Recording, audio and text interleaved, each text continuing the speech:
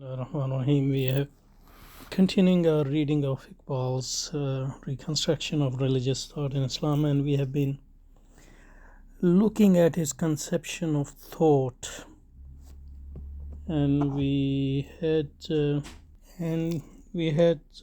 covered up to here. Just go over it once more. So we are talking about the essential nature of thought. So that's important to remember. So how do we define essential nature? Now, how do we differentiate essential nature from non-essential nature? For example, essential nature of a thing has a few characteristics.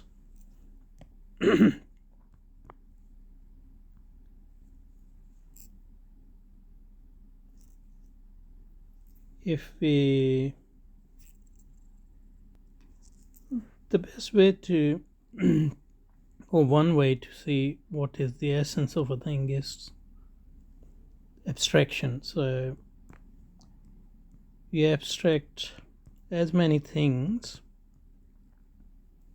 from that thing you can without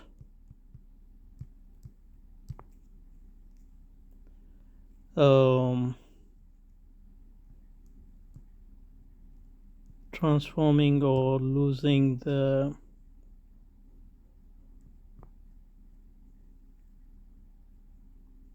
that very thing. So in that sense, essential nature would be that bare minimum without which it cannot remain what it is. So for example, if you change the color of chair, for example,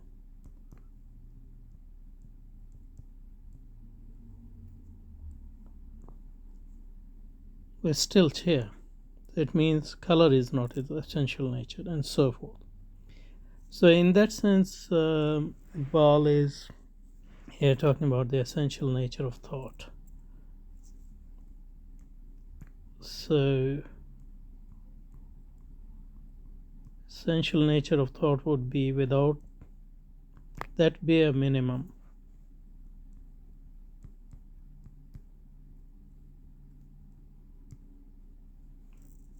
without which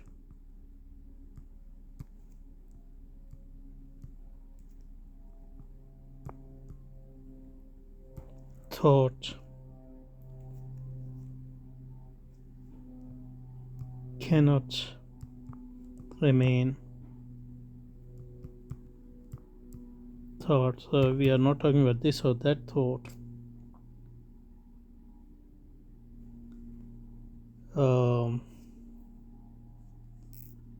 but thought as such.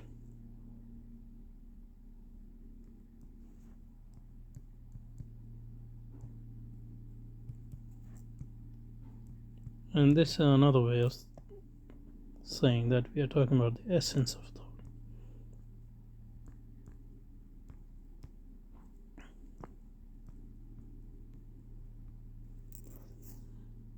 Okay, so let's go back. So in its essential nature, then thought is not static.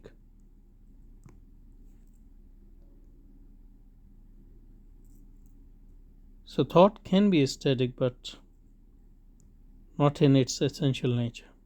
In essential nature, it is dynamic. It's always going somewhere. And where is it going? And what is it doing through thought? The second thing is it is unfolding. So that's the first thing. It's unfolding its internal infinitude. So in its essential nature, it is infinite, not finite. And time, in that sense, it's a bit strange. In time, internally, it unfolds or expresses itself in time. like the seed. So from this we gather that when we're talking about essential nature, we are talking about its potential. From the very beginning carries within itself the organic unity, and the fourth thing is it is a whole. A tree as a present fact, and probably when it becomes tree it will come to halt, and it will unfold itself in its true nature as a whole, express itself in its true nature as a whole. In other words, its nature will become actual as well.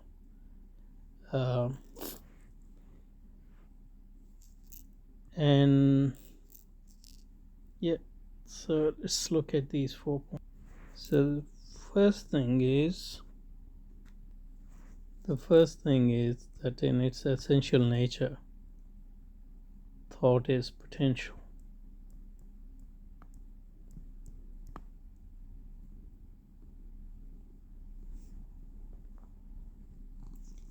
So the actual manifestations are not its.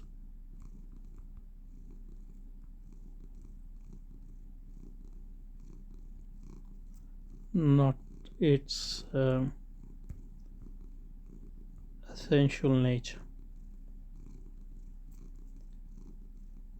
And as we will see, by actual manifestation we mean that partial actual manifestation, because when it is fully actual, that is its essential nature as well. That's the first thing. And the second thing is it's in its essential nature it is dynamic.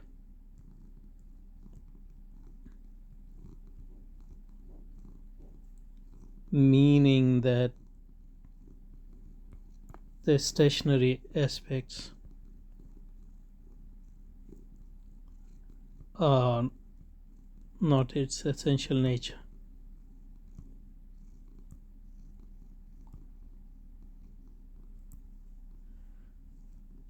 Either it is in motion or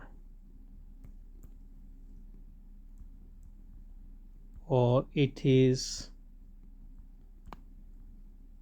potentially in motion.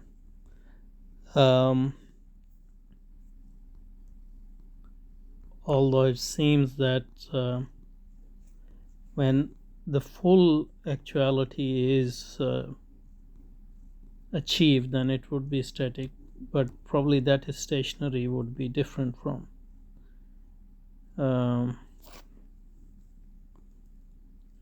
the initial it's stationary situation. Or in Iqbal, it's possible thing that after achieving its actuality it would have another round. I don't know how. Number 3 is that, what was number 3? And the motion is its vehicle for self-expression, and for converting its potentiality to actuality.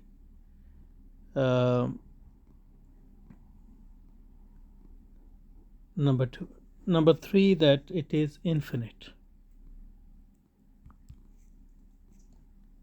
It is infinite in the sense that it is all there is. There's nothing outside it. There's no outside limitation on it. So all particularities are part of it. So it is infinite. When it is potential, when it is static, it is potential, infinite potentially. And so the finitude is its part, but part of its movement towards the infinitude. So it is potentially infinite, because it is always, whatever finitude is, whatever particular is always part of the whole. So in that sense, it's sort of contextualism, but an extreme form of contextualism. Okay, so immanent in whose movement at the various finite concept merely more. Then thought is not a state, it's dynamic and unfolds its internal infinitude in time. So that it does in time. That's why it does it in motion. So in that sense, it is dynamic in its self-expression. In time, like the seed. So the fourth one is, so it's like the seed. And what the seed says? The seed is whole. So in that sense, thought is whole as well. And seed is whole, not in the sense that in a sense its whole is there, but not only potentially. The whole tree is there, but only potentially, and needs motion to actualize itself. Thought in that sense is all seed, in the sense that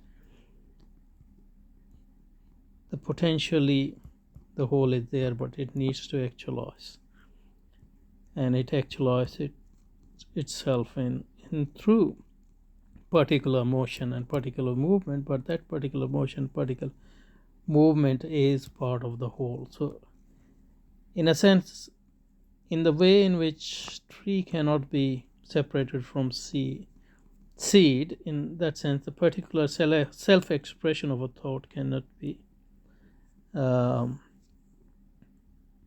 separated from its potential, its seed, its whole.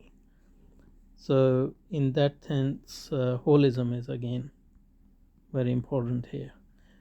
And also, if the seed is all there and thought is all there, then there can't be any distinction between thought and being, essential distinction. So in a sense, the separation between thought and being, thinking and thing, is only temporary or non-essential side effect, or even the motor of the self-expression of thought. So when thought is actualized, the whole separation between being and thought would be reverse, and thought and being would actually become one in a sense. So there's no essential separation between thought and being. And that's what we meant when we say he hypostatized thought. He considered thought as a thing in a sense, not as an aspect of things. Okay, what else? So thought is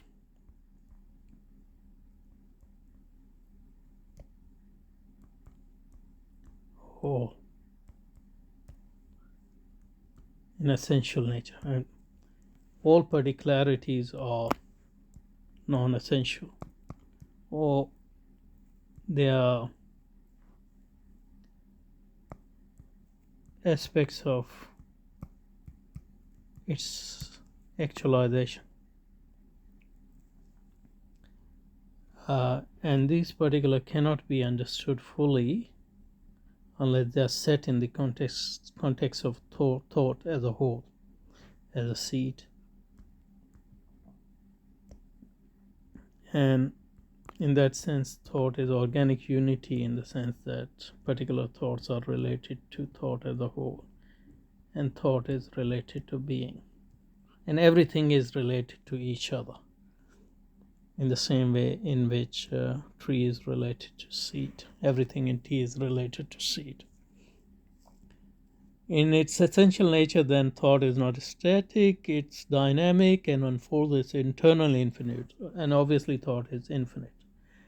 So any particular expression of thought, or finite expression of thought, is non-essential in the sense in which we described it. It's dynamic and for its internal. So thought through self-actualization or self-expression or self-actualization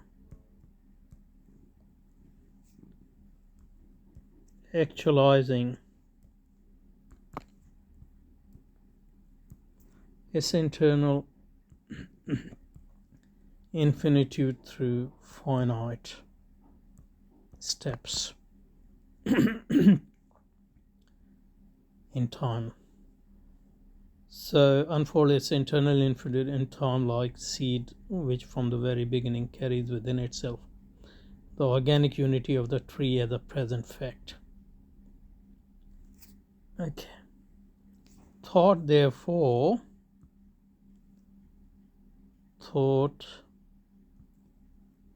is therefore the whole in its dynamic self-expression, appearing to the temporal vision as a series of definite specification which cannot be understood except by a reciprocal reference, the reference to its context as a whole, reference as in the same way in which tree cannot be understood except through reference to the seed. So their meaning lies not in their self-identity of thought and its expression, seed and its expression, but in the larger whole, of which there are specific aspects. What he's talking about. Again, thought is therefore the whole in dynamic self-expression, appearing to the temporal vision as a series of definite specifications. So, definite expression which cannot be understood except by a reciprocal reference. What does he mean by there? Meaning lies not in self-identity, but in the larger whole, of which they are the specific aspects. So it's talking about these definite specification or self-expression. So their meaning lies not in their self-identity, but their reference to the context. So this is a contextualism, but holistic as contextualism, of which they are the specific aspects. So these specific self-expression of particular self-expression or actualization of thought cannot be understood in themselves with reference to themselves, but only with reference to the larger whole, which is everything in a sense.